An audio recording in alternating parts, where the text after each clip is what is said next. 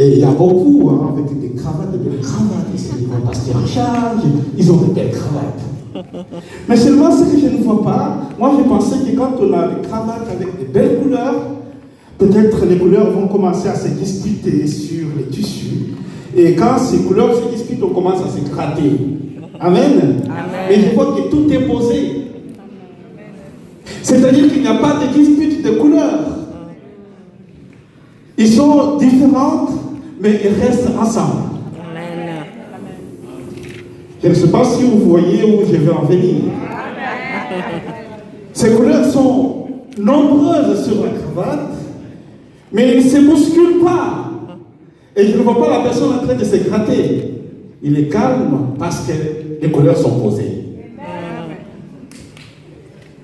Et j'ai entendu mon frère Rolf, si je ne me trompe pas du nom, dire tout à l'heure que chacun de nous a une part de Dieu. C'est-à-dire que chacun a une part de Dieu en lui et ensemble nous constituons une grande part unique de Dieu. Amen. Amen. Amen. Mais tout est prophétique aujourd'hui. Tout est vraiment prophétique. Alors c'est pourquoi le sujet qui a été proposé aujourd'hui nous en dit beaucoup. Comment vivre ensemble avec nos différences et rester portés dans nos diversités spirituelles par le Christ. Comment nous pouvons chacun apporter sa part de ce qu'il est, de ce qu'il a vécu, mais rester ensemble unis à quelque chose, à notre Seigneur Jésus. Et c'est pourquoi le texte que j'ai choisi de partager avec vous, qui est long, mais qu'on ne va pas tout lire, que je vous enverrai à aller relire encore ça à la maison, parce que ce texte est très intéressant.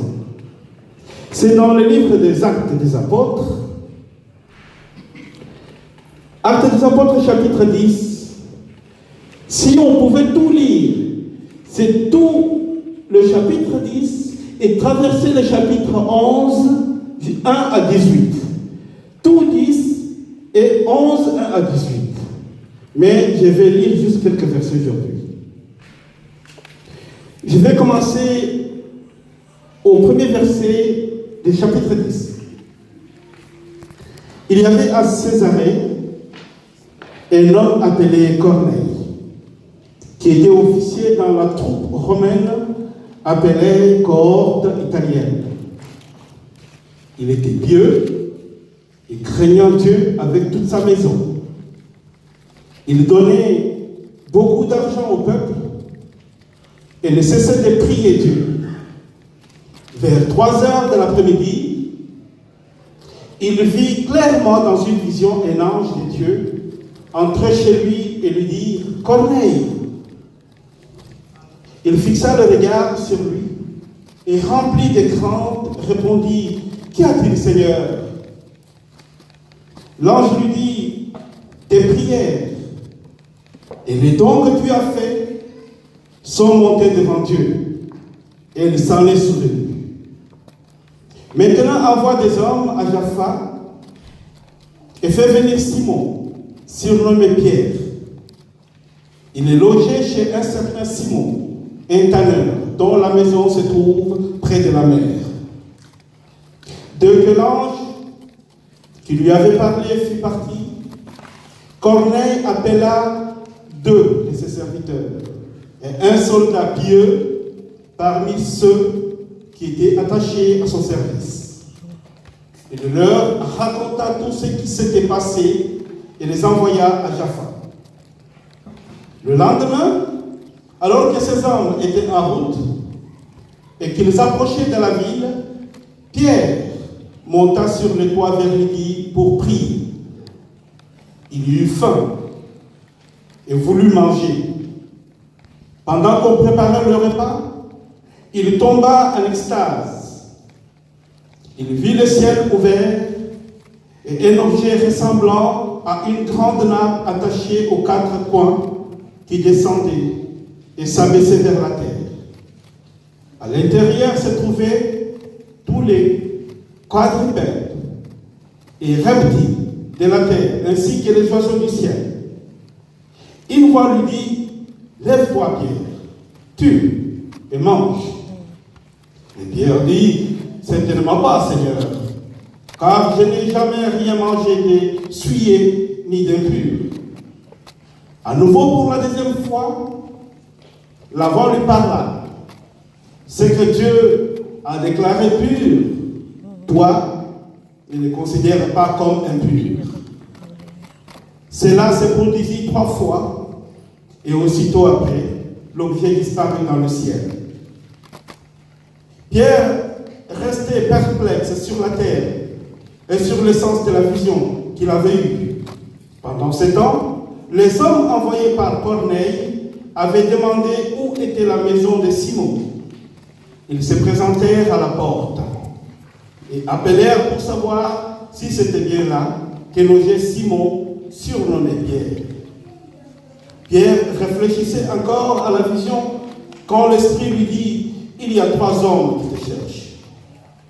Lève-toi, descends et pars avec eux sans hésiter, car c'est moi qui les ai envoyés. Pierre descendit et dit à ces hommes, mais voici, je suis celui que vous cherchez. Quelle est la raison qui vous amène ici? Ils répondirent, l'officier romain Corneille est un homme juste et craint Dieu. Toute relation des Juifs lui rend un bon témoignage.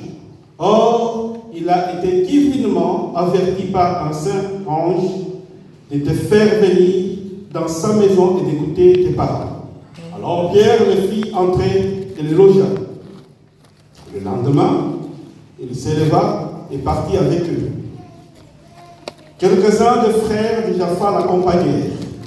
Ils arrivèrent à Césarée le jour suivant. Corneille les attendait. Il avait invité sa parenté, ses intimes. Lorsque Pierre entra, Corneille, qui était venu à sa rencontre, se jeta à ses pieds et se prosterna. Mais Pierre le releva en disant, lève-toi, moi aussi je suis un être humain. Tout en conversant avec lui, il entra et trouva beaucoup de personnes réunies. Vous avez, leur dit-il, vous savez qu'il est interdit à un juif de se lier à un étranger ou d'entrer chez lui. Mais Dieu m'a montré qu'il ne faut pas déclarer aucun être humain souillé ou impur. Amen. Amen. Au travers de ce texte, nous allons voir combien Dieu est souverain et il met ensemble 2 mondes totalement différents dans ce texte que nous partageons ici, qui est un chef-d'œuvre de Luc. Nous allons découvrir ici Pierre qui va vivre sa dernière mission universelle. Quand j'ai pensé à ce texte, je me suis dit comment on va faire. Et puis j'ai pensé qu'on est en Allemagne, il faut qu'il y ait une traduction, il faut que je prépare le texte. Et puis après je me suis dit, mais ce sera difficile, c'est un moment exceptionnel. Nous avons vécu 20 ans l'année passée, cette année ensemble pour partager cette parole. Alors j'ai pensé à partager avec vous une sorte d'une étude biblique magistrale. Au lieu de prédication, mais une étude biblique magistrale que nous mettions les doigts sur le point essentiel de ce texte. Parce que, voyez-vous, ce texte, il tourne autour de 2 personnes. D'un côté, on parle d'un homme, Corneille. Corneille, qui n'est pas juif, mais qui vit à Césarée. Césarée, c'est une ville de l'Empire romain qui porte le nom de l'empereur César. Et du temps de Jésus, Césarée était une grande métropole de Palestine.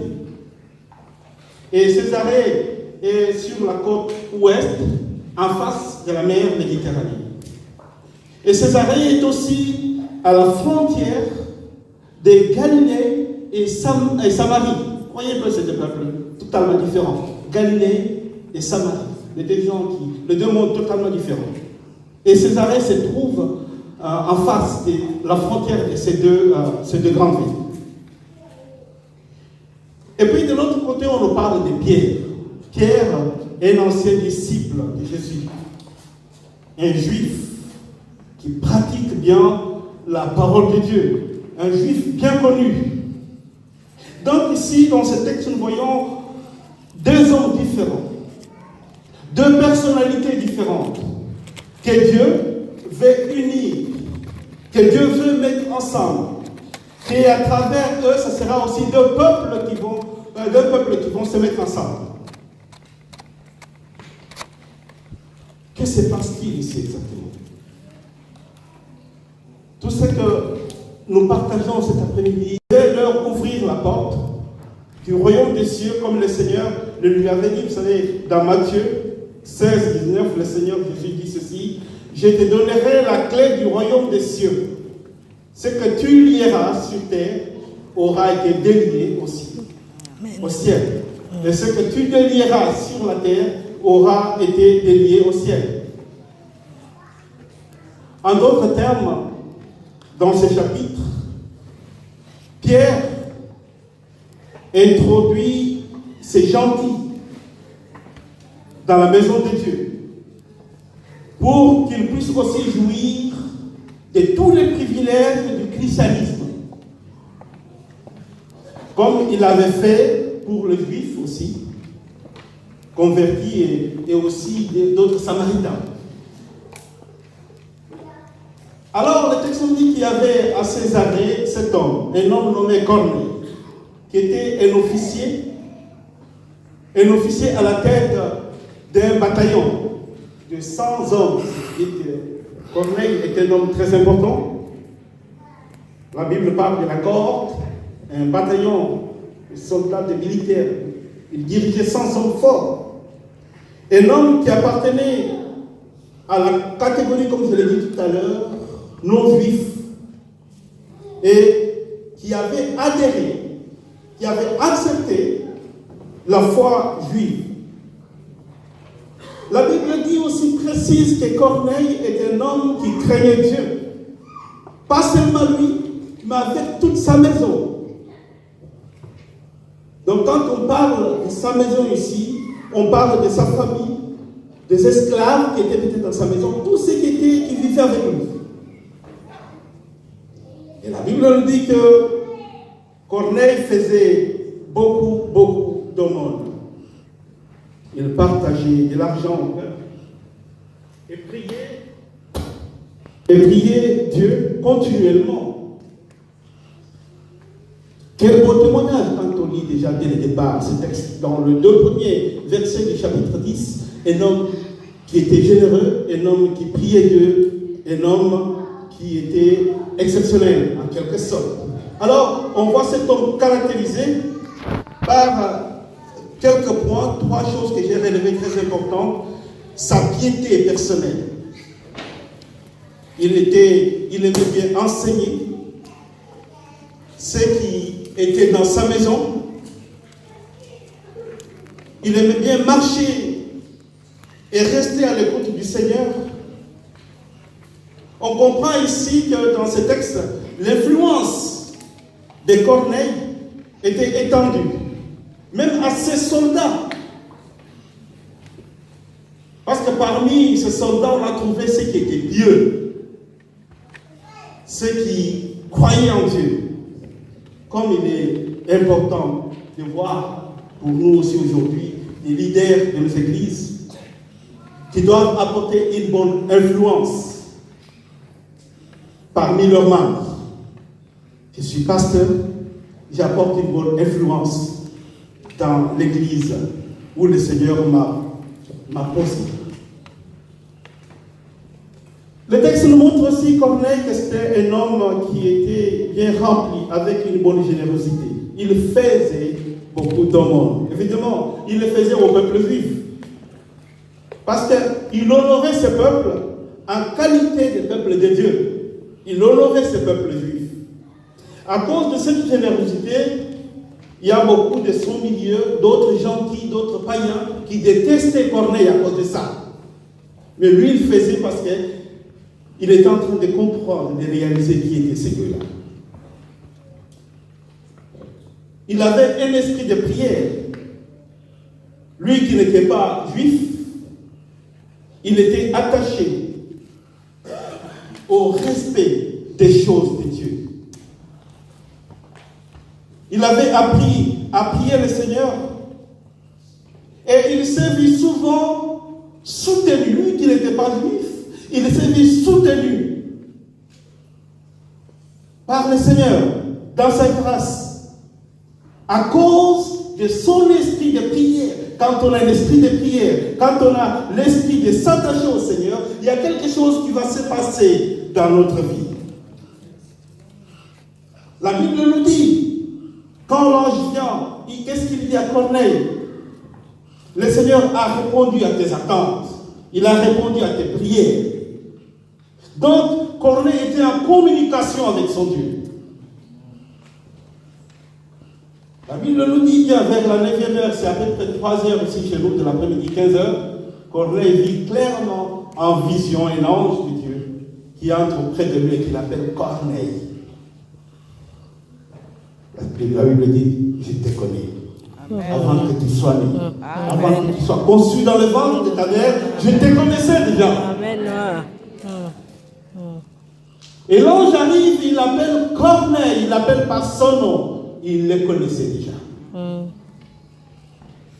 Et Corneille regarde, rempli de crainte, de peur, et dit, qui a été le Seigneur? L'ange lui dit, tes prières et tes aumônes, le Seigneur les a vus, les a entendus. Amen. Le Seigneur s'est rappelé de ce que tu fais. Bien aimé, ce que tu fais aujourd'hui est comptabilisé quelque part par le Seigneur. Amen. Tout ce que tu es en train de faire aujourd'hui, le Seigneur le voit. Un jour, ça sera une grande bénédiction pour toi. Mais tu ne sais pas les jours et les moments. Alors quand on dit on ne sait pas les jours et les moments, nous devons être persévérants. La persévérance est très importante. Alors l'ange lui dit qu'il faut envoyer un homme à Joppé. Joppé, c'est aussi appelé Jaffa. Et Jaffa, c'est un des grands ports au nord de Tel Aviv, en Israël. Et c'est un grand centre commercial. Alors il dit qu'il fait venir un certain Pierre, un certain Simon qui est surnommé Pierre. Donc Simon, parce que Simon-Pierre, puisque Jésus, quand il a rencontré Simon, il lui a donné notre nom. Quand tu rencontres Jésus, tu portes un autre nom. Amen. Amen. Dieu te donne un autre nom. Même si le monde ne peut pas le voir, Dieu te donne un autre nom lorsque tu le rencontres. Amen. Alors on dit, il va voir ce Simon. Lui, il va te dire ce qu'il va faire. Vous savez, le nom de Simon, tel que le Seigneur a dit, vient de l'araméen aussi. Képhas, Céphas. Merci Seigneur, nous avons montré Céphas. Alléluia. Amen. Céphas, c'est le roc. Quelque chose qu'on ne peut pas détruire facilement. Notre prière, c'est que notre Céphas soit aussi comme ça.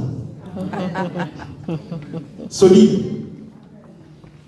Et ce Céphas est logé chez un certain Simon, corroyeur ou talon. Je vois les mamans avec des jolis sacs de main.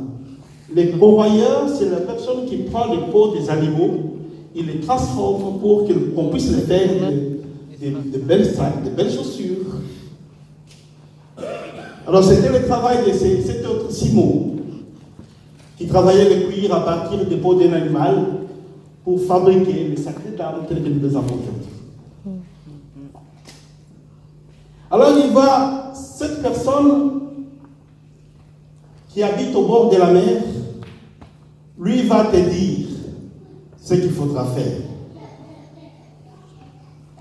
Alors, lorsque l'ange est parti, Corneille appelle, ça c'est très important, il appelle 2 de ses domestiques et un soldat pieux. Ça c'est très important. Un soldat pieux C'est-à-dire quelqu'un qui était engagé pour être au service de Corneille, mais qui a subi l'influence de Corneille et qui a connu ce qui était de bien-aimé, nous pouvons apporter une bonne influence autour de nous. Amen. Amen. Amen. Alors Corneille va choisir ses deux domestiques avec ses soldats pieux pour pouvoir les envoyer à Joppé. Nous pouvons comprendre ici certainement que ces deux domestiques et ces deux soldats étaient sûrement en communion de pensée avec leur maître Corneille. C'est jusque-là, ils étaient des étrangers en Israël. Jusque-là, ils étaient étrangers au christianisme. Jusqu'à la rencontre de l'ange, jusqu'à ce que la mission donnée par le Seigneur va s'accomplir. Jusque-là, Corneille n'avait pas encore compris sa responsabilité vis-à-vis de sa maison. L'ange va le rappeler. Dieu a entendu ta prière. Dieu a vu ce que tu fais dans ta maison. Parce que lui-même n'avait pas encore compris la responsabilité qu'il avait. Souvent, nous avons une responsabilité que nous ignorons. Les gens nous envient ailleurs, mais nous ignorons la responsabilité que nous avons.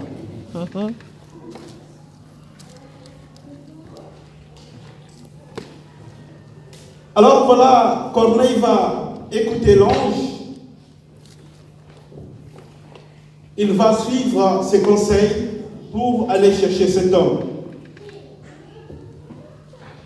Par ces moyens que Dieu emploie vis-à-vis de Corneille, on voit l'importance aussi de l'enseignement que le Seigneur veut donner à Corneille. Il lui envoie un ange,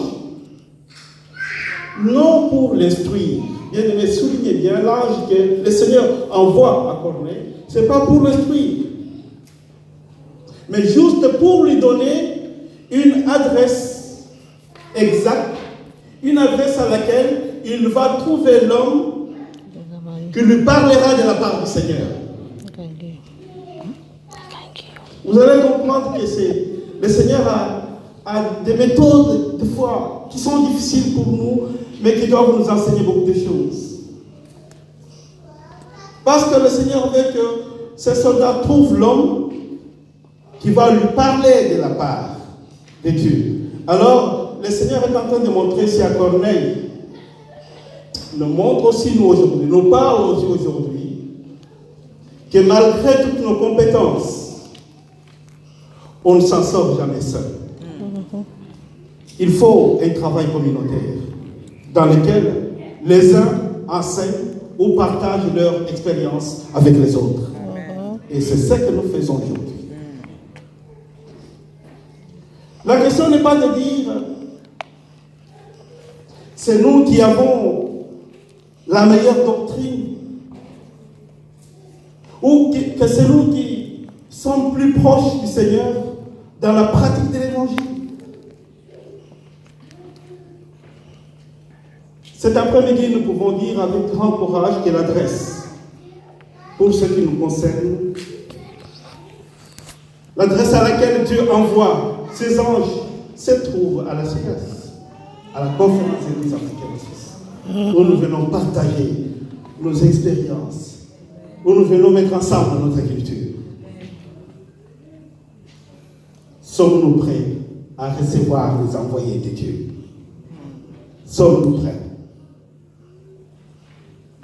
Le Seigneur n'a pas donné aux anges des dons pour son Église. Mais aux hommes parmi ceux auxquels il a révélé la grâce, une grâce merveilleuse dont ils sont les objets et ses conseils éternels à leur égard. Et qui les place au-dessus des anges. C'est à nous que le Seigneur a donné des dons, pas aux anges. C'est à nous. Est-ce que nous l'avons compris?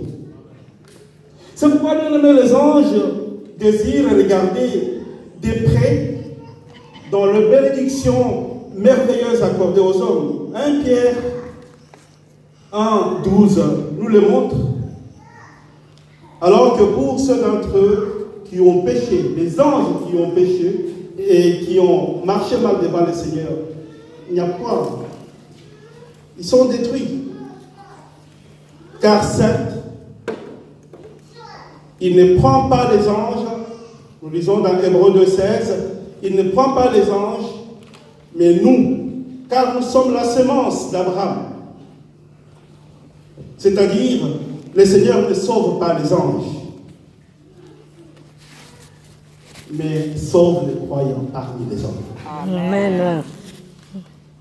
Des anges, il est dit, ne sont-ils pas tous les esprits administrateurs envoyés pour servir en faveur de ceux qui vont hériter du salut? Voyez un peu le rôle que jouent les anges ici. Alors, une fois que le message est passé à Césarée dans la vision de Corneille, Dieu organise par la suite une autre vision, cette fois-ci à Joppé, là où se trouve Pierre, là où il a recommandé Corneille d'envoyer quelqu'un. Pendant que le messager de Corneille était en route, il y a quelque chose qui est en train de se passer. Pierre, de son côté, entre Joppé et Césarée, il y a environ 48 kilomètres. Bon, il y a des discussions sur cela, parce que vous savez, Joppé et Césarée, ils sont tous les côtes de la mer. Quand on quitte Joppé pour monter, si vous regardez la carte d'Israël, il faut monter sur à l'ouest, il faut monter. Je pense qu'on parle entre 38 et 48, on n'est pas précis, il n'y a pas de mesure à ce moment-là, mais on appuie beaucoup la distance de 48 km où ces gens devraient marcher à pied, je m'imagine quelques jours, pour quitter Césarée et monter à Joppé. À peu près 48 km le long de la mer. Alors, pendant que ces messagers partaient, Dieu est en train de faire quelque chose. Parce que pour que la rencontre de Pierre et Corneille soit possible, il a fallu que Pierre soit aussi préparé. Pierre devrait aussi avoir une bonne préparation spéciale de la part du Seigneur. Parce qu'on a vu beaucoup de choses en Israël.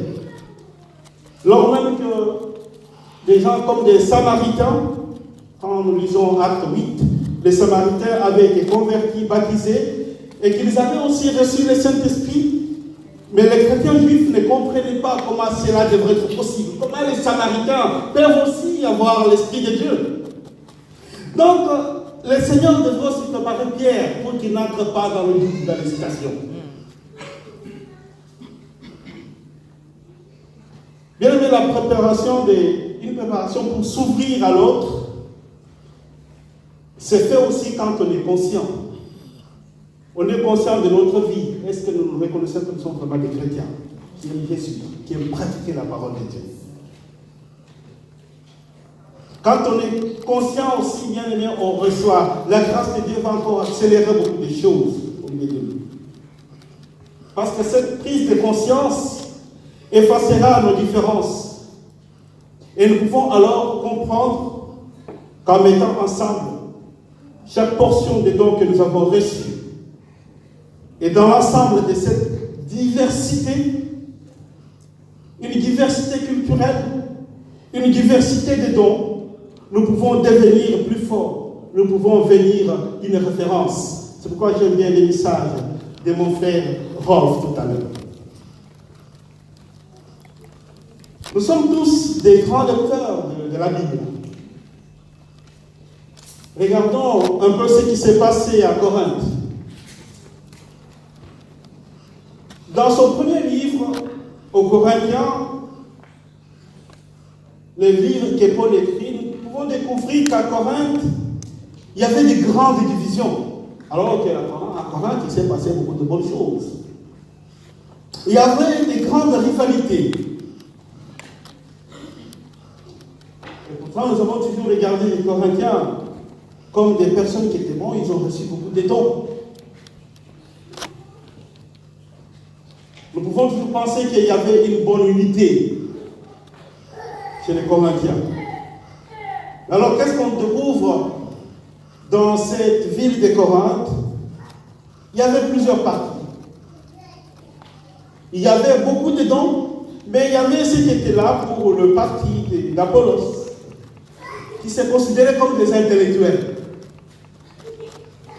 Il y avait aussi un parti de Paul, ceux qui étaient derrière Paul, qui disent voilà, nous sommes vraiment ceux qui sont attachés, parce que Paul, il a fait des grandes démonstrations. Nous sommes ceux qui sont vraiment attachés à l'apport de l'évangile. Mais il y avait aussi ceux qui étaient attachés à Pierre. Parce que pour cela, il se disait Pierre, c'est un bon indice. Pierre, il a marché avec Jésus, il avait une autorité universelle.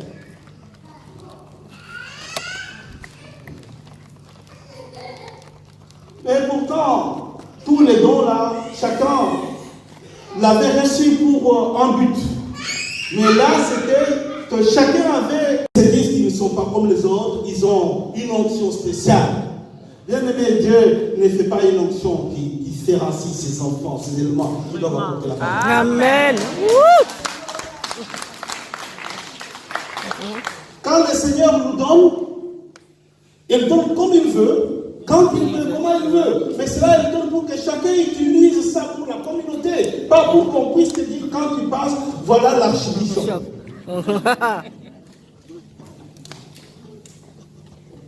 Et cela nous a fait beaucoup de mal. À Corinthe, le Seigneur avait déversé un grand nombre de dons. Mais pour le service de l'Église, nous le voyons en Suisse aujourd'hui. Je me rappelle, Dieu a fait grâce que j'étais parmi les 3 premiers pasteurs qui ont mis la première église africaine en Suisse. En 1982. Les gens venaient depuis Zurich, venaient prier à Genève. C'était la seule église africaine. On vivait bien, on partageait un moment de culte merveilleux. Mais ça n'a pas duré. Je ne sais pas si on peut parvenir à compter le nombre d'églises chrétiennes en Suisse aujourd'hui. Je ne sais pas si on peut parvenir à les compter. Il y a un moment, on critiquait en Afrique, on disait qu'en Afrique, sur chaque rue, il y a une église. Et on le vit aujourd'hui. Mais pourquoi? Parce que chacun croit qu'il a un don spécial. Amen. Alléluia. Amen. Et souvent, j'ai entendu, nous n'avons pas la même vision. Amen. Nous n'avons pas la même vision. J'essaie de me mettre à la place de Dieu. Quand il regarde le sol, la terre, il ne sait pas ce qu'il dit. Quand il voit ceux qui portent la Bible dans le bras, et comment ils se comportent, et comment ils vivent. J'ai vu dans des assemblées où un pasteur ne peut pas se mettre à côté de notre pasteur. Puisque sa façon de se comporter, sa façon de parler, non, je ne peux pas me mettre à côté de lui. Mais dans l'église, il prêche, aimez-vous mes frères et sœurs.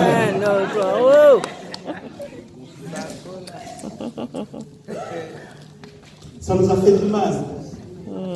Le fait de recevoir des dons incroyables, on croit que c'est une spécialité que le Seigneur m'a donnée. Et comme le messager de Corneille arrivait dans la ville, dans cette préparation que je disais tout à l'heure, Pierre était monté sur le toit pour prier. C'était vers la 6e heure, à peu près midi chez nous. Pierre avait faim.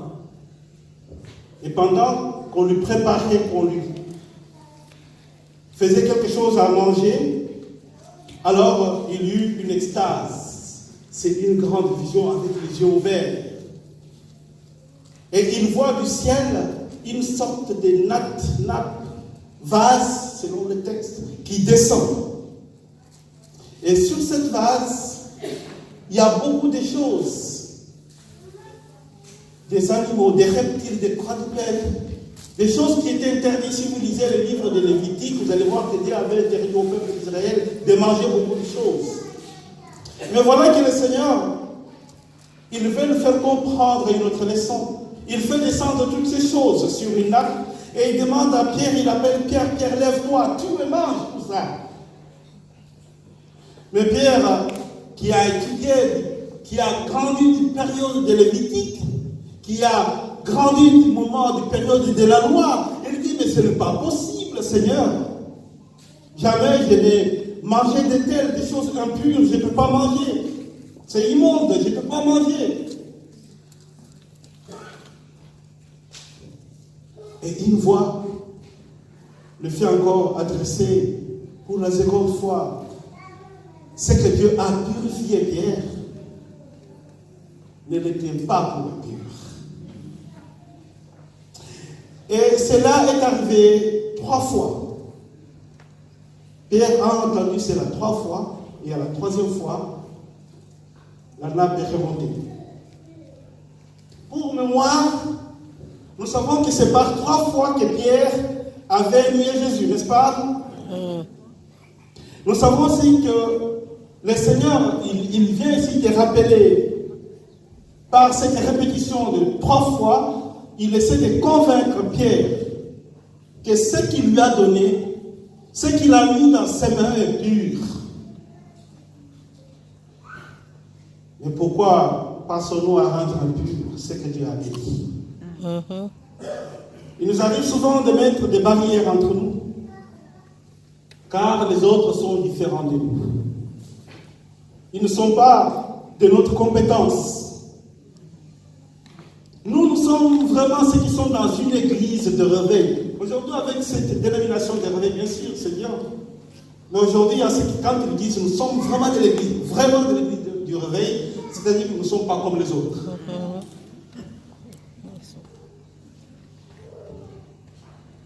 Alors, il est facile de comprendre ici ce que le Seigneur a enseigné à Pierre. Parce que sous la loi, ce qu'on appelle les gentils étaient impurs. Les Juifs ne devraient pas entrer ou entretenir aucune relation avec eux. Mais maintenant que le preuve de l'homme avait manifesté l'impureté des Juifs, aussi quant à leur nature, leur culpabilité, il n'y a plus lieu de maintenir la différence entre ces deux races. Dieu voulait faire grâce. Il voulait vraiment faire grâce en vertu de la mort de notre Seigneur Jésus. Parce que c'est par sa mort, c'est par sa résurrection que, bien aimé, toi et moi, nous pouvons parler aujourd'hui. Nous pouvons partager des bonnes choses de la part de notre Seigneur. C'est par le sacrifice de la croix que les uns et les autres aujourd'hui, nous pouvons nous dire purifier, mais moyennant la foi. Ça, je le sais bien. C'est pourquoi cette voix s'adressant à Pierre lui dit, ce que Dieu a purifié, toi ne l'était pas pour impur. On comprend la perplexité de Pierre. On comprend la sollicitation quand il a entendu le Seigneur lui dire 3 fois, tu et mange. Lui, qui est un bon juif, avait observé les ordonnances de la loi. Lévitique 11 nous fait toujours peur de certaines choses, Deutéronome 14. Chers amis, Dieu nous fait grâce et nous pouvons avancer dans l'œuvre qui nous est confiée. Nous pouvons avancer dans l'œuvre qui nous est confiée que si nous sommes sincères et que si nous comprenons cette grâce de Dieu, sinon nous allons peut-être croire à l'avancement de nos activités alors que nous sommes dans une sorte de giratoire. Il y a des gens qui pensent qu'ils sont en train d'avancer, ils sont en train de tourner sur place. Mais ici dans ce texte, Pierre n'a pas tardé à saisir le secret de cette vision, cet échange avec le Seigneur. Pendant qu'il était en hésitation, la Bible nous dit lui-même, il y a cette vision qui lui... Le Seigneur, l'Esprit revient pour lui, il faut, lève-toi. Il y a 3 hommes qui te cherchent, qui sont à la porte, mais lève-toi. Va sans hésiter. Parce que c'est moi qui les ai envoyés. Et Pierre étant descendu, dit à ces hommes, me voici. Je suis celui que vous cherchez. Mais pour quelles raisons vous le cherchez? Nous pouvons voir ici la bienveillance, la générosité de notre Seigneur. Il veut aplanir toutes les différences qui sont entre nous. Il porte à cœur que ses enfants puissent se mettre ensemble. Pierre ne pouvait pas rencontrer Corneille. Et pourtant, Corneille, c'est quelqu'un qui a découvert le Seigneur. Il passait beaucoup de temps dans la prière. Mais Pierre, par la nature, par ce qu'il a appris, par l'environnement dans lequel il a vécu, il ne pouvait pas rencontrer Corneille. Et Corneille ne pouvait pas rencontrer Pierre. Mais ici, le Seigneur veut seulement que son œuvre d'amour s'accomplisse. Les enfants de Dieu doivent s'aimer. Alors s'aimer vraiment. Parce que Dieu est satisfait quand il voit ses enfants adorer ensemble, mais adorer avec le cœur. Pas parce que nous sommes dans un lieu de rendez-vous. Aujourd'hui, c'est à Olten. Nous sommes venus nous rencontrer, mais nous sommes d'abord venus rencontrer le Seigneur. Amen. Et c'est ça qui va nous changer. Puisque si je rencontre le Seigneur voit que je suis venu le rencontrer et il va mettre le même cœur qui est à moi, dans ma soeur, dans mon frère qui est à côté de moi. Nous allons vivre quelque chose de magique. Alléluia. Amen. Mais il ne faut pas que nous venions nous rencontrer dans un lieu, juste un lieu de rendez-vous. La Bible nous dit, bien aimé, que ce que l'œil n'a pas vu, dans 1 Corinthiens 2:9, ce que l'œil n'a pas vu et que l'oreille n'a pas entendu, et qui n'est pas monté au cœur de l'homme, c'est que Dieu a préparé pour ce qu'il aime.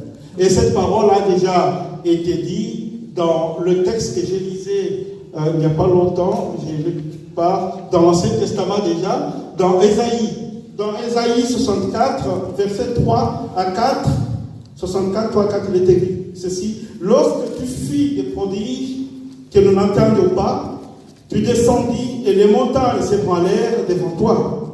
Jamais on n'a appris ni entendu dire, et jamais l'œil n'a vu qu'un autre Dieu que toi. Fis de telles choses pour ceux qui se confient en lui. Ceux qui se confient au Seigneur, le Seigneur fait des choses extraordinaires. Donc Corneille était un de ceux qui aimait Dieu. Alors Dieu a fait aussi des choses exceptionnelles pour lui. Il veut le sortir de là où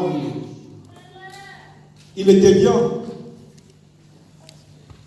Alors il allait se rencontrer dans un même lieu avec Pierre, alors qu'il y a quelques mois, quelques années avant, c'était impossible de se rencontrer. Humainement, c'était difficile. Et malgré toutes les qualités de Corneille, lui et Pierre, c'était difficile de se rencontrer. Alors les hommes envoyés répondirent à Pierre. Ils lui disent à Pierre, quand Pierre demande, mais pourquoi vous venez me chercher? Ils lui disent que Corneille, le centurion, un homme juste, un homme qui craint Dieu et qui a un bon témoignage de toute la nation des Juifs, a été averti divinement par un saint ange de te faire venir dans sa maison et d'entendre des paroles de ta part. Un saint ange.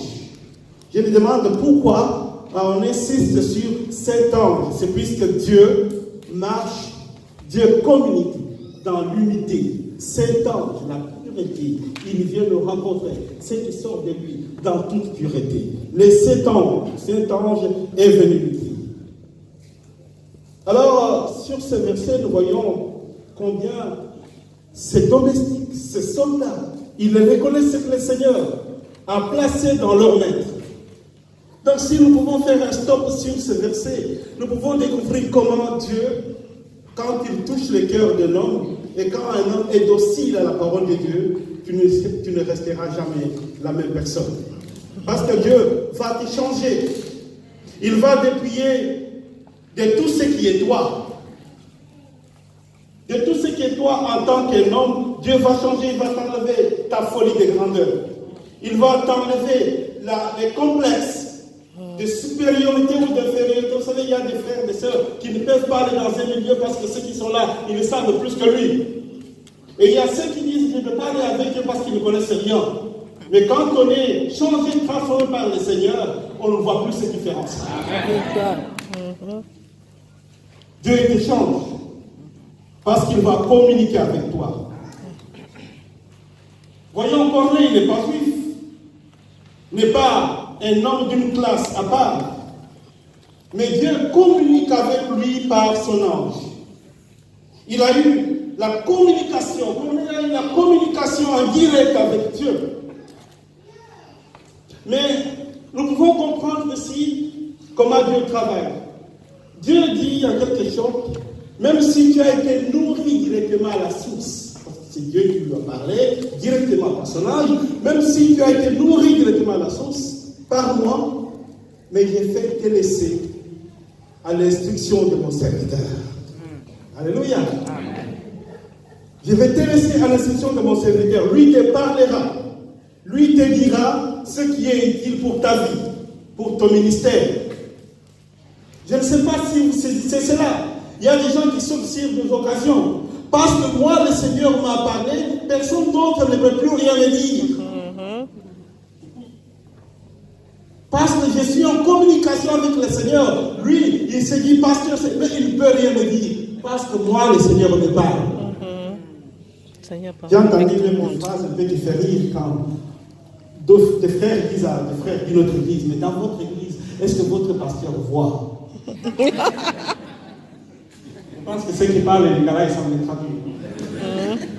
Est-ce qu'il voit? Mais qu'est-ce qu'il doit voir? Ah, cool là.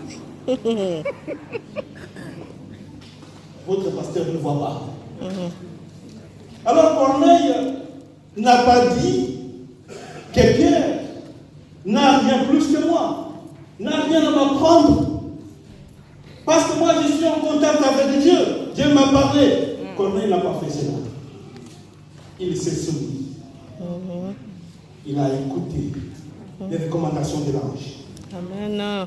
Vous voyez, bien aimé, cette attitude de Corneille que nous avons souvent mal à adopter. Quand je connais plus, personne d'autre n'a rien à m'apprendre. La Bible dit qu'averti par l'Esprit Saint, Pierre fit entrer le messager, le logea et partit avec eux le lendemain. Il se fit accompagner de quelques frères de Jopé pour qu'ils fussent témoins de ce qui allait se passer à Césarée. Les envoyés de Corneille lui ont rendu ces grands témoignages. Bien aimé, la clé pour vivre ensemble, malgré nos différences, c'est de nous apporter mutuellement de bons témoignages. Nous devons apprendre à nous apporter mutuellement de bons témoignages. Nous sais qu'on parle toujours de bien de toi, mais toi tu nous parles jamais de bien de l'autre. Toujours critiquer. Ça doit être 50-50. Amen. Il ne faut pas chercher toujours voir le tableau noir de certains de nos frères, de certains de nos sœurs, mais voir surtout ce qu'il y a de bien, ce que nous pouvons partager avec nos frères, ce qu'ils peuvent nous apporter, ce qu'ils peuvent m'apporter. Nous croyons souvent que nous connaissons beaucoup. Alors, laisse-moi vous dire, bien aimé, que la connaissance, ça ce n'est qu'un avis personnel, la connaissance est relative. Je connais beaucoup si cette connaissance est reconnue par la personne qui vit dans mon environnement et qui s'estime connaître moi, mais qu'avec moi, il se voit avancer. Amen. Amen. Il se voit avancer. Parce que ce que je partage avec lui, il voit que je l'encourage. Il ne voit pas que je suis en train de le minimiser, de montrer que c'est moi qui connais plus. De toute façon, si tu es celle, tu ne feras jamais rien. La connaissance est relative. Dieu dit à Corneille d'attendre que Pierre vienne lui apprendre quelque chose. Ce n'est pas à lui, malgré qu'il a un contact direct. Bien aimé, il faut veiller dès notre jeune âge à ce que notre marche intime avec le Seigneur, notre marche intime dans la maison, dans nos rapports avec ceux qui sont autour de nous, manifeste la même crainte de Dieu, la même piété que lorsque nous nous savons observés par quelqu'un d'autre. Alors voilà que Pierre arrive dans cette maison de Corneille. Qu'est-ce qu'il trouve?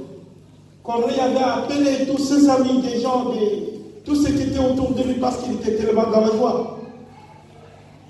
Alors Pierre leur expose comment il a reçu cette vision qui le préparait déjà à rencontrer Corneille.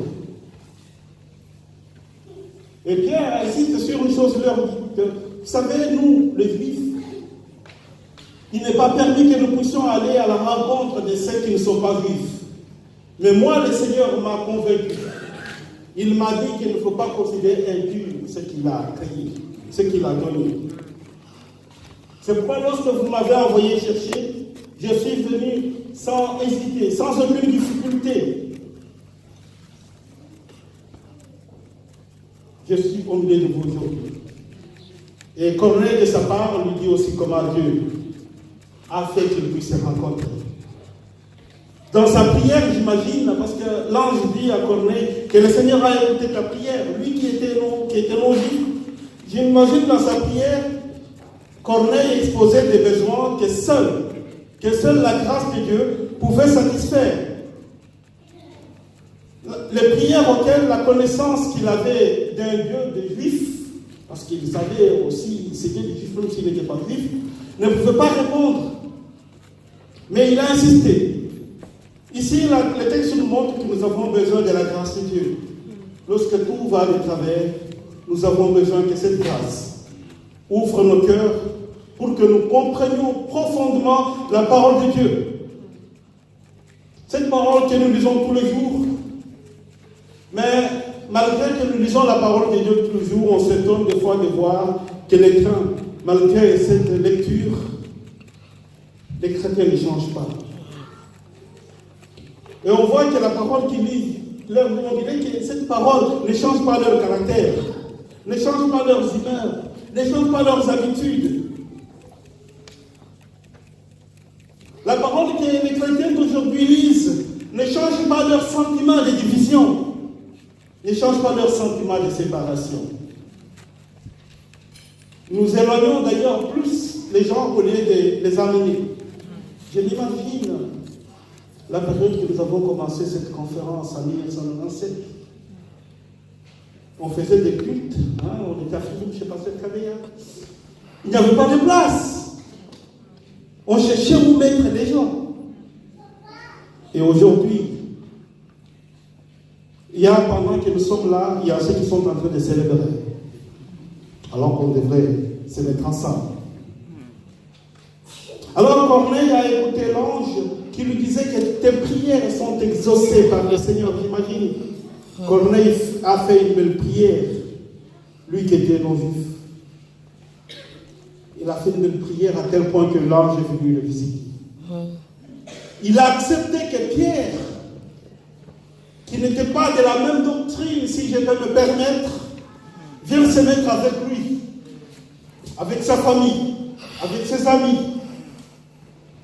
Et surtout qu'en plus que Pierre vienne pour l'instruire, lui qui a reçu quelqu'un en communication directe avec le Seigneur, mais il va accepter que quelqu'un d'autre vienne l'instruire. Bien aimé, ça c'est un bel exemple. De laisser quelqu'un t'instruire, d'apprendre par quelqu'un d'autre. Et c'est ça aussi le but de la séance, de nous rassembler, de nous permettre à ce que nous partageons ensemble la parole de Dieu, cette parole qui nous réconforte, cette parole qui nous élève. Pierre va accepter que je puisse aller rencontrer aussi Corneille. C'est vraiment un exemple exceptionnel qui peut beaucoup nous parler. Alors, ils partagent leurs expériences. Ils montrent les deux qu'ils ont mis ensemble leur confiance en Dieu et que seul Dieu pouvait changer leur vie. Alors, Pierre a enseigné comment il a entendu la parole de Dieu, comment il a été envoyé, comment l'Esprit de Dieu l'a encouragé d'aller rencontrer Corneille. Mais Pierre n'a pas condamné, dans ce qu'il expliquait à Corneille, qu'il condamnait le non-juif qui ne croyait pas à la parole de Dieu. Il les encourageait. Bien-aimé, le Seigneur nous garantit une bonne nouvelle, une espérance pour tous. La Bible nous dit dans Luc 4, 18 à 19, l'Esprit du Seigneur est sur moi, nous connaissons très bien ces textes d'encouragement. Parce que c'est Jésus qui prononce ces paroles. L'Esprit du Seigneur est sur moi. Et parce qu'il m'a oint pour annoncer des bonnes nouvelles aux pauvres. Nous l'avons déjà vu aussi dans l'Ancien Testament. Amen. Il vient pour nous aider à recouvrir la vie. Vraiment à recouvrir la vie. À renvoyer aussi libres ceux qui sont esclaves, ceux qui sont enchaînés. Et la Bible nous va montrer que Jésus n'est pas venu seulement pour prêcher. Il ne s'est pas limité seulement à la prédication, car Pierre dit, Jésus, lui qui était de Nazareth, Dieu l'a oint de l'Esprit Saint et de puissance. Lui qui a passé de lieu à lieu faisait des biens et guérissait tout ce qui était bien, guérissait tout ce que le diable avait asservi à sa puissance, car Dieu avait été avec nous. Donc, ça veut dire qu'à travers le message, nous avons aussi cette puissance qui peut transformer. Nous avons entendu tout à l'heure par le secrétaire général. La Suisse a besoin de nous. Le monde a besoin de nous. C'est au travers la pratique de la parole de Dieu que nous pouvons faire des choses extraordinaires, que nous pouvons changer la Suisse, que nous pouvons transformer la Suisse. Mais ne venons pas seulement parce que nous avons la date par cœur du jeune fédéral. Nous allons nous rencontrer à Ontaine, à Baden, à Bienne, mais nous allons d'abord rencontrer le Seigneur pour qu'ensemble, le Seigneur nous transforme.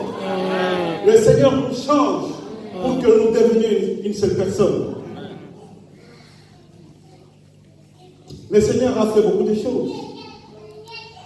Corneille a compris cela, il a invité les gens qui étaient autour de lui. Tous ces gens sont venus dans la maison, ils ont été touchés, la Bible a dit, tous ces gens ont été transformés.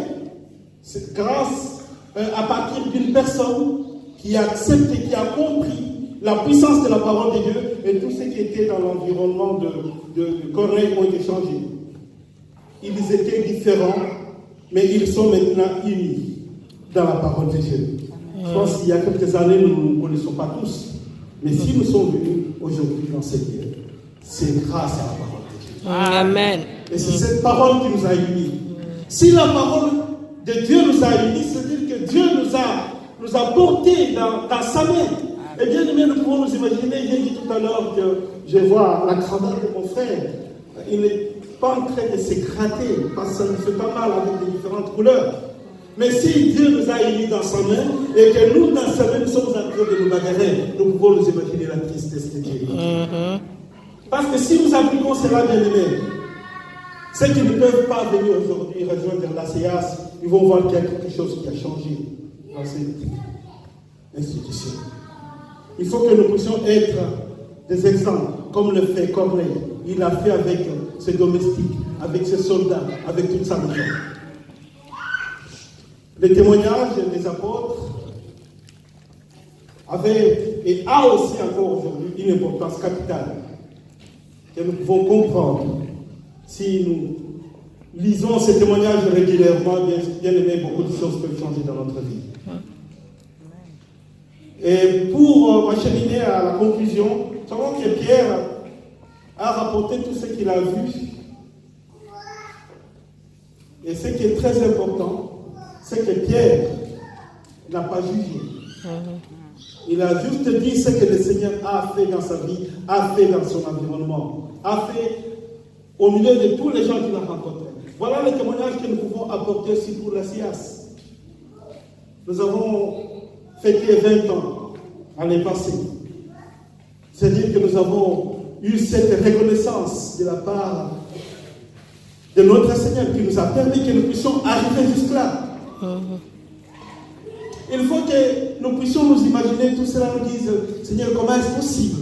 Comment est-ce que tu as permis? Nous savons qu'avec tout ce que nous avons traversé dans cette question, depuis longtemps, ça devrait être déjà par terre. Nous disons merci au Seigneur pour tous ceux qui t'aiment, tous ceux qui ont tenu. Merci pour tous ceux qui sont là depuis le début et que le Seigneur continue encore à encourager.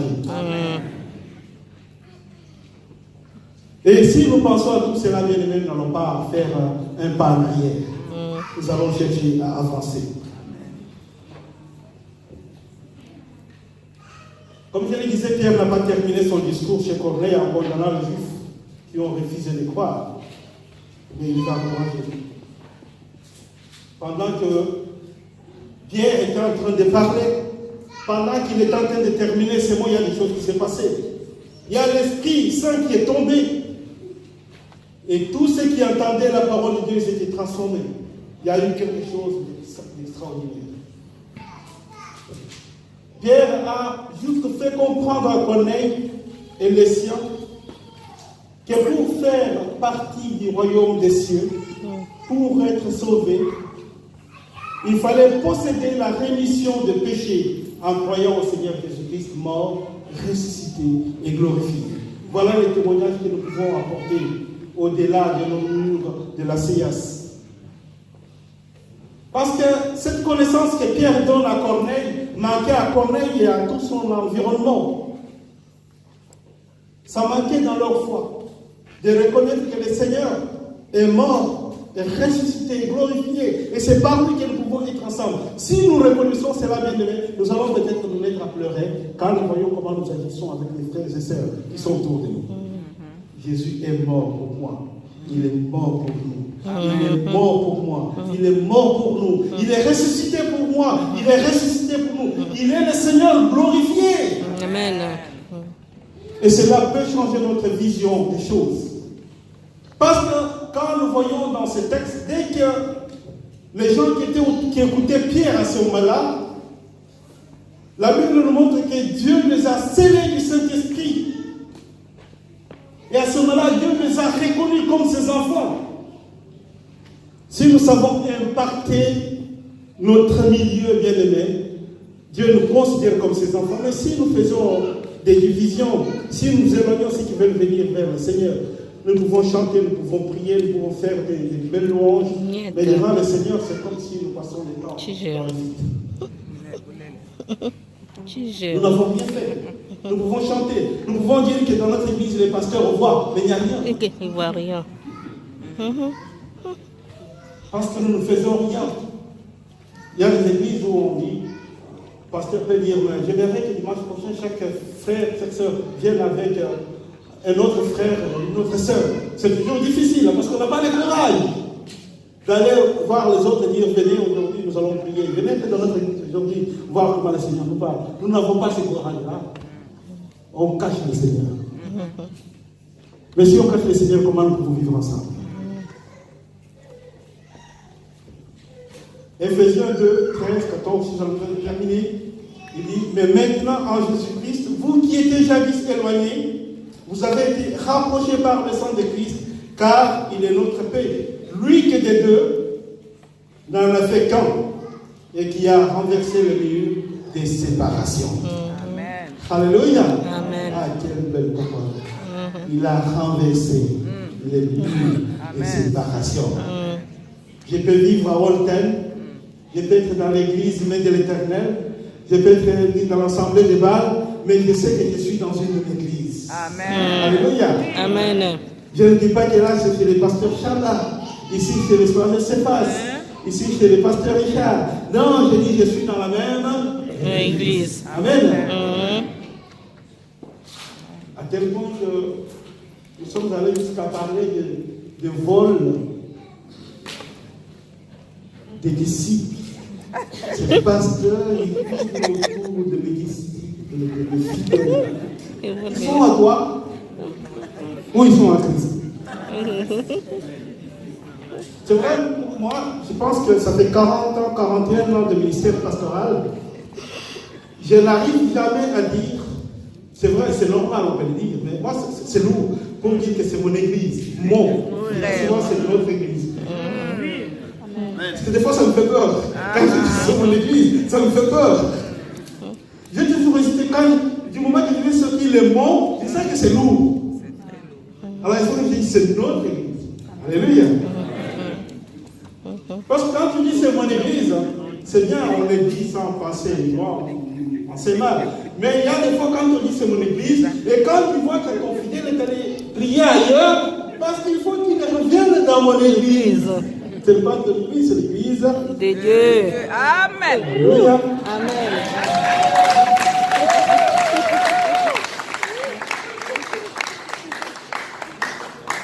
Donc le Seigneur est venu apporter renverser les murs de séparation. Quel étonnement pour Pierre.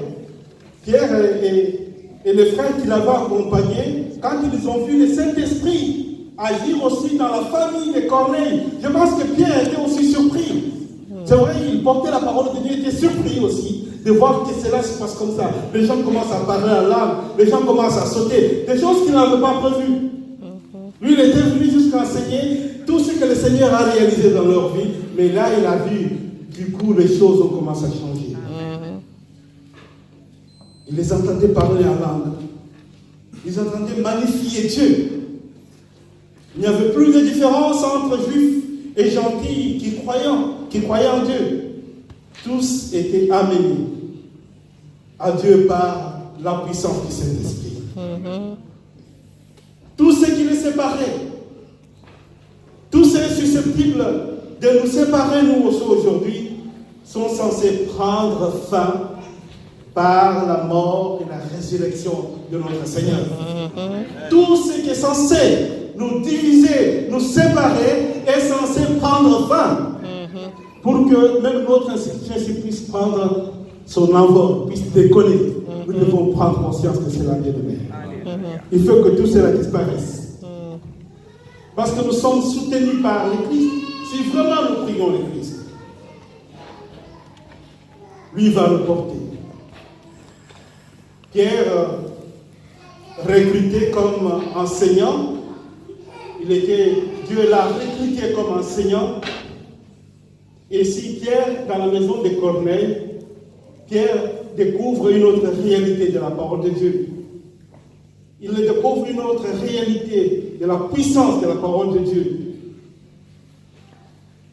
Alors, il est clair ici que Dieu ne fait aucune distinction, aucune division, aucune séparation. Lorsque nous croyons dans sa parole, lorsque nous croyons à la même parole, il insiste bien. Parce que nous disons, nous croyons à la parole de Dieu, bien sûr, il faut que nous croyions à la même parole. Amen. Puisque je parle jusqu'à élever, mettre les nuances. Nous croyons à la parole de Dieu. Oui, la parole de Dieu, il y a plusieurs façons de croire. Est-ce que nous croyons à la même parole? Lorsque nous croyons à la même parole de Dieu bien-aimé, lorsque nous avons la même foi en Christ, quelles que soient nos différentes façons de mettre cette foi en pratique, l'essentiel bien-aimé, que sur qui est posé nos yeux, vers qui nous adressons nos prières. Est-ce que j'adresse vraiment mes prières à Jésus? Parce que si j'adresse mes prières à Jésus, je suis en communication avec lui, il y a quelque chose qui doit changer. Vers qui j'adresse ma prière? Après avoir compris tous ces enseignements et témoignages, nous pouvons constater qu'une belle assemblée chrétienne pouvait maintenant se former à Césarée. Nous aimerions en faire autant. Vivre dans une bonne assemblée chrétienne d'expression africaine en Suisse. Une assemblée ouverte dans la diversité culturelle.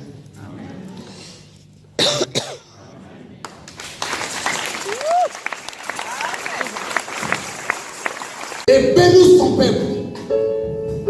Je disais, Jacob bénit Pharaon et bénit son peuple.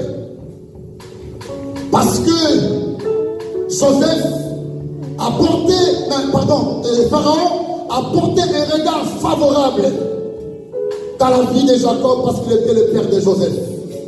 Nous voulons bénir ce pays, bénir les autorités de ce pays. Nous sommes à l'aise ici. Nous sommes tranquilles ici. Nous sommes devenus des Suisses. Nos enfants parlent couramment leur langue. Nous voulons bénir ce pays. De bénir les autorités de ce pays, autorités fédérales, cantonales, communales, qu'ils soient bénis au nom de Jésus. Et nous prions chaque fois que les Suisses qui puissent réellement, de même dans leur loi, mettre la parole de Dieu au devant. Parce que nous avons un pasteur dans le palais fédéral. Prions le Seigneur pour ce pays. Bénissez ce pays au nom de Jésus. Déclare des paroles de bénédiction au nom de Jésus-Christ de Nazareth. Prions pour ce pays. Lèvons nos mains. Lèvons nos mains droites. Bénissez ce pays. Bénissez ce pays. Bénissez ce pays au nom du Seigneur. C'est une grâce que tu es là. Bénissez ce pays. Dieu a voulu que tu sois là. Bénissez ce pays. Dans le nom de Jésus. Alléluia. Père, nous bénissons ce pays qui nous a accueillis. Tu es le Dieu Tout-Puissant. Je me tiens, Seigneur, aujourd'hui comme Jacob, qui a béni Père éternel Pharaon et qui a béni le peuple de Pharaon, Seigneur Tout-Puissant. Parce que ce pays nous a donné un espace. Oh, nous bénissons ton nom dans le nom de Jésus. Que ce pays soit complètement béni dans le nom de Jésus-Christ. Et à chaque fois qu'ils voulaient toucher leur constitution, qu'ils se réfèrent de la parole de Dieu dans le nom de Jésus-Christ de Nazareth. Père, que ce pays soit béni. Père, dans le palais fédéral, soutiens aussi notre bien-aimé les pasteurs qui sont là-dedans, Père de gloire, afin qu'ils ne puissent pas avoir peur de parler de l'évangile au nom puissant de Jésus-Christ de Nazareth. Que ce peuple suisse soit complètement béni au nom de Jésus. Qu'il ne manque de rien, Seigneur, dans le nom de Jésus. Protège ce pays, Père éternel, au nom puissant de Jésus-Christ de Nazareth. Que nous prions les sages, les hommes sages, ceux qui sont dans le palais fédéral, qu'ils connaissent le véritable, le Seigneur de gloire, qu'ils changent leur vie, Père de gloire, qu'ils se convertissent en toi, Seigneur Tout-Puissant, afin que ce pays puisse vivre la prospérité encore en abondance. Nous te rendons infiniment de grâce. Nous te rendons infiniment grâce. Oh, alléluia, l'honneur est à toi, Seigneur. Au nom de Jésus-Christ de Nazareth. Béni soit le nom du Seigneur. Béni soit celui qui vit à jamais. Oh, le Seigneur de gloire, tu es digne d'être élevé. Mon âme te bénit, Seigneur. Mon âme t'exalte pour tout ce que tu fais. Qui est comme toi, Seigneur de gloire? Oh Dieu, combien de personnes, Père éternel, cherchent à venir dans ce pays, Père éternel. Mais tu nous as fait grâce d'être là. Et nous voulons annoncer l'évangile, Père de gloire, jusqu'à ton retour. Dans le nom de Jésus-Christ de Nazareth. Père, nous ne voulons pas, Père de gloire, diminuer l'évangile dans ce pays. Quel que soit, Seigneur, nous annoncerons l'évangile, la bonne nouvelle qui sauve. Que ton nom soit béni, Père de gloire. Merci. Accorde encore la sagesse, Père de gloire, à tous ceux qui dirigent ce pays. Au président fédéral, accorde la sagesse, la grâce, Père de gloire, au nom de Jésus. À nos autorités communales, Seigneur, à fédéral, au communal et cantonal. Seigneur, accorde la grâce, Père éternel, dans les autorités des 5 cantons des solaires. Oh, la grâce de Dieu surabonde encore dans leur vie, dans le nom de Jésus-Christ de Nazareth. Seigneur, merci. Merci parce que tu es bon. Que ton nom soit béni. Oh Seigneur, merci. Au nom de Jésus-Christ, que nous avons ainsi prié. Amen. Alléluia. Est-ce qu'on peut acclamer encore très fort que ça? Comment vous avez fait d'acclamer le Seigneur? Nous n'acclamons pas au révérend Kabongo, nous acclamons le Seigneur. Amen. Ensuite, mettez-moi les poignets. On va passer aux offrandes. Mettez des chaises là devant. Préparez vos offrandes, s'il vous plaît.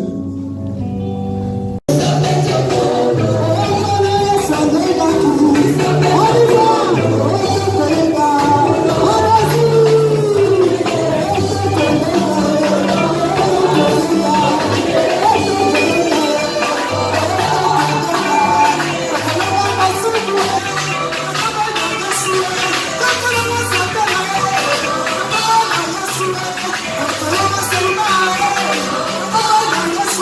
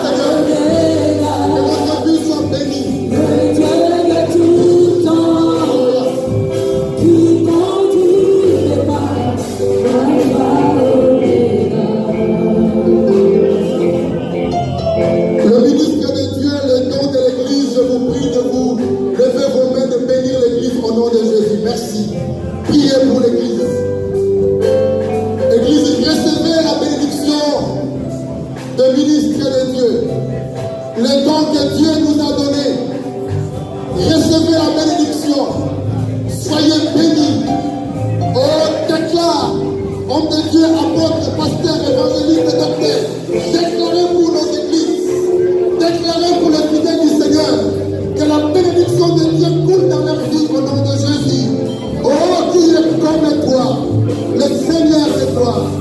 Père éternel, écoute la prière de tes saints, de tes serviteurs, dans le nom de Jésus. Toi le Seigneur de gloire, toi le véritable Dieu.